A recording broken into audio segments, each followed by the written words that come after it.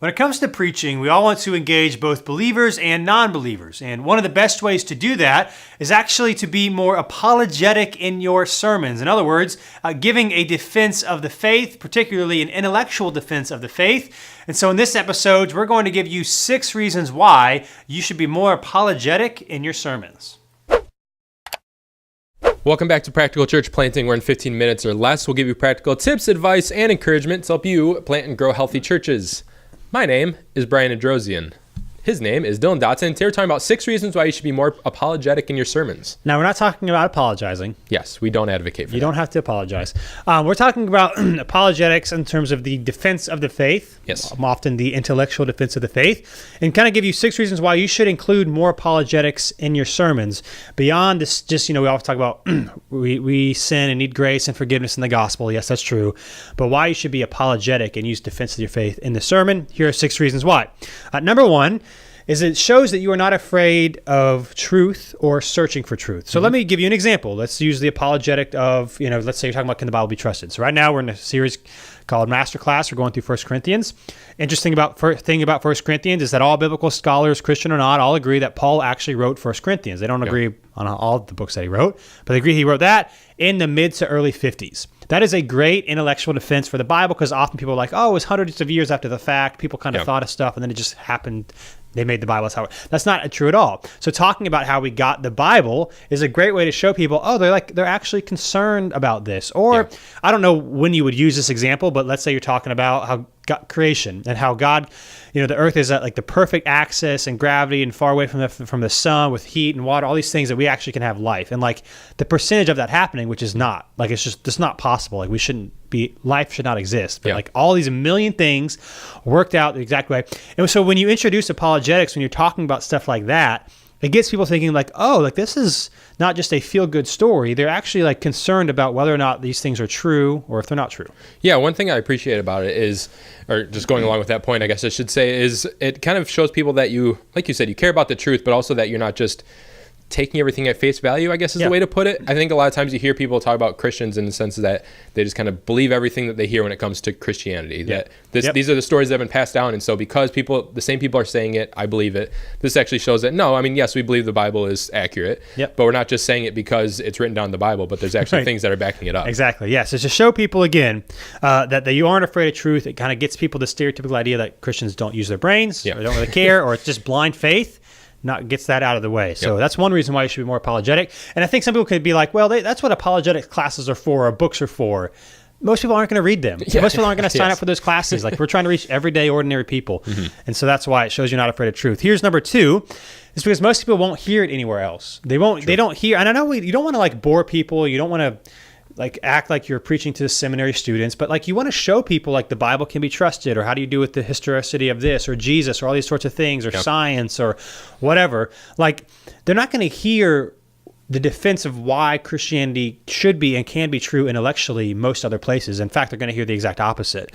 So it just gives them an avenue to hear things that they would not hear anywhere else. Yeah, and like you said, there are plenty of resources that people can find of these things, but no one's going to search it out themselves. Right. And honestly, if they're searching these questions, they're more likely going to find people arguing against it. Exactly, yeah. Because even when you search out questions like on Google, like if you're not trained in religion or Bible at all, like you don't know who's legit, who's not, if this is a good answer, this is not a good answer.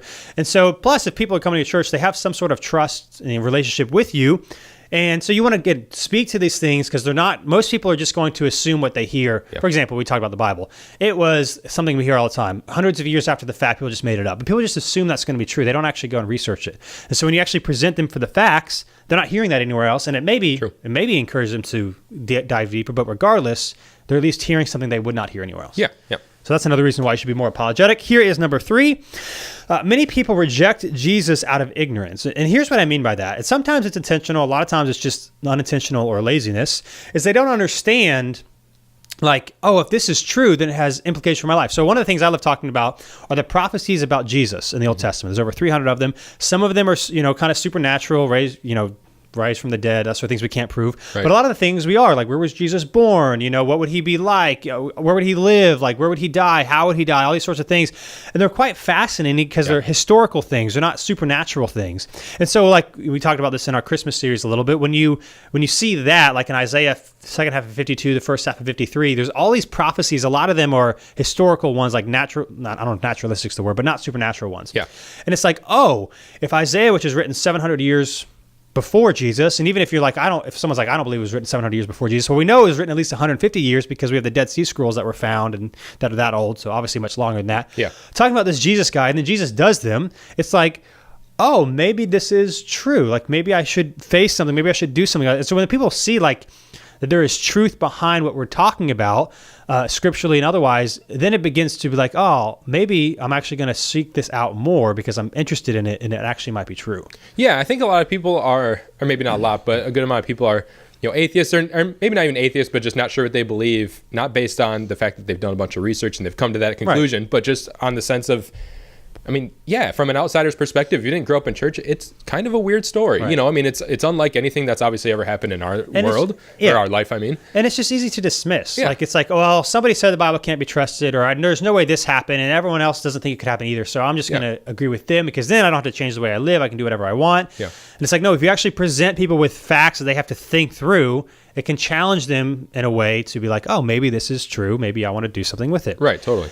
Which leads to point number 4, which it doesn't necessarily have to do with being apologetic, but I think it's a side effect of being more apologetic in your sermons, is that people want to be called to something. Mm-hmm. And when you kind of sprinkle in some apologetics here and there, it allows them to desire to be called to that thing. Like, nobody really wants to be lazy. Nobody really wants to live for nothing. We all want to live for something. True. And so when we show people, hey, we believe in Jesus and here's why, and then we actually give them kind of intellectual reasons. You can't answer every question. You can't. Yeah. But one of my things when I was in college as a religion major, I get so frustrated because people, often the answer to a lot of questions people have about God and Jesus, Christianity, like, they actually can be answered intellectually. Absolutely all of them cannot. But the answer to every question is not just have more faith. Right. Like, there are actually answers out there. And so when you say, oh, there's actually answers to some of these questions, then it's like, oh, I actually want to live for this because I realize it's not just some theory. It's not some feel-good story. Like, I want to be called to this because it's true. Yeah. I'm glad you said that right at the end, because it helps people realize that it's more true than story. Even if people have grown up in church for a long time, it's easy just to kind of, without even realizing, kind of think of it as the story that I've always grown up hearing, even if you believe it. But kind of being able to bring some truth to it. And yes, it's a story that we're talking about, but this is something that physically happened in the world we live in. Right. And kind of brings some more real life to it, which kind of, increases that calling. And with that too, it's like being called to something, being more apologetic. And then it allows people to think, okay, well, what else do I think about the Bible that's not true that could be true? What else am I kind of misbelieving that I just always assumed was true, but actually I can actually find some answers to it. Yeah. And so again, being more apologetic, one of the side effects of that is it helps call people to something greater, and everybody wants to be a part of something greater in their life. Here's number 5, is that, more non-Christians will show up if you are more apologetic in your sermon, because you will be answering some of the questions that they have and answering some questions that they didn't even know that they had. They're like, oh, I didn't know this was an issue, and yet you're willing to talk about this issue with me, which means that you're like you care about this sort of thing. Yeah. And like, I'm interested of like, can we trust the Bible? Like, people want, even Christians, like, people want to know that. Like, and what are reasons why we can or why we shouldn't? Like, I want to know if it was Jesus, how do we know Jesus did certain things, or certain things about science and religion? Like, I want to know how these things go together. And if you're going to talk about it, even if I don't really agree with everything you said, like, I know that you're the place to go if I have questions or if I'm curious, because you're going to actually talk about some of them. Yeah, I think ignoring some of these kind of challenges or questions of the faith either can come off one of two ways. Either it can come off that you, the speaker, is kind of ignorant to what the world believes, and just either assuming that everyone believes your way or that's the only way you want to talk about, or it's kind of implying that those who do believe that way are ignorant and kind of dumb, because you're not acknowledging that, hey, this is a legitimate thing to at least wonder, or at least think about, and let's address it. But instead, just completely ignoring it. I think me going in there not believing any of this would be sitting there thinking, well, do you think I'm dumb? Like, why do you think that I just, or that everyone should just automatically believe what you're saying because you're saying it? You know, why you're not giving an actual defense to it? And it's why more non-Christians will show up if you start talking about apologetics, because they'll feel like, oh, I'm welcome here. Yeah. Like, if you never talk about questions that people have, then people that have questions that didn't grow up in the church are going to be like, you never address any of my issues. You just want me to believe in Jesus just because you say so. Like, I'm not going to do that, and you're not answering my questions, so why would I come here? Yeah, it can be alienating. And here's the nice thing, too, about engaging in some apologetics, and is because then it gives you a reason to say, I don't know, because there's going to be a lot of things you don't know. Right. And it's like, when they're like, okay, this guy's constantly engaging the world and culture, and he's talking about these things. He doesn't know the answer to this, but I know it's not because he didn't research or didn't care, doesn't know, but he just doesn't know. And there's some things we can't know, but it's like, it's okay, because there's a lot of other things that, at least at this church, if you preach more apologetic, at least they care and they're honest. Like, it's one thing to never address questions that people have, and then on the rare occasion you do, just say, well, we don't have an answer for it. Yeah. But if you're constantly addressing it, and then it allows you to be honest for the times that we don't have answers. And it's like, true. Oh, that's fine. Like, I think it gains more respect because they know that you're not going to just make something up every single time just so you can appear smart or appear like you have all the answers. I'm glad you said that. I think it's important to be able to acknowledge that, we don't have every answer to every single thing because we are humans and God is not human. But that's one thing that kind of drives me nuts about some of the more famous, apologetics debater, people that have all these videos out and things like that. I feel like we can never admit that we don't have all the answers. Right. I feel like we do have a lot of answers. Obviously, God has all the answers, and we're not God. But I feel like a lot of times we can't admit that we don't know everything because we are human. Yep. And we can't just admit that is the truth sometimes. Right. Yeah. And so just being honest when you don't know is helpful. Yeah. But that's, again, number 5 is that more non-Christians will show up because they feel like you're talking to them. Yeah. And the people at your church will invite their non-Christians friends because they know that you will address some things that they might be thinking about. Right.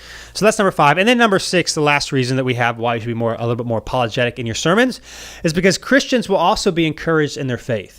One of my favorite authors, pastors, obviously, whatever, is Tim Keller. Mm-hmm. And one of the reasons I really like him is he does a lot of stuff on apologetics. So he has The Reason for God. Forget his other one that's also similar to that one.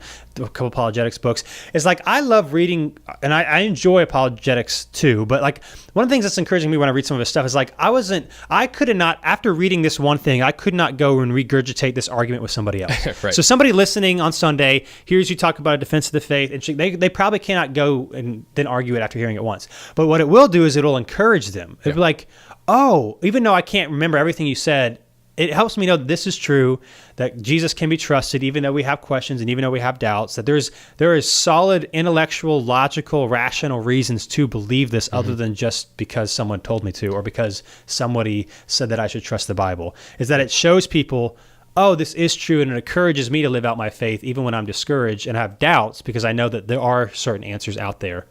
I found to be really encouraging. I think other people would be as well. Yeah, I think a lot of people that have grown up in church believe a certain way because that's the way they've always believed. And that's not necessarily a bad thing, but a lot of people just haven't necessarily challenged it or really thought too deeply on it, especially if they've grown up in the church. So bringing these things up, I think, will help answer questions that people didn't realize they had, kind of like we said before, but even with believers and non-believers alike, that questions will arise that, like, oh, I've heard this story a bunch of times, but this, now that I kind of think about it from an intellectual standpoint, it doesn't really make a lot of sense unless we dig deeper into it. It helps answer some of those questions that they might not have even realized that were coming up. And with that, like, I'll give an example, which we already gave because we talked about it this past Sunday. It was 1 Corinthians and talking about how it was written early 50s AD.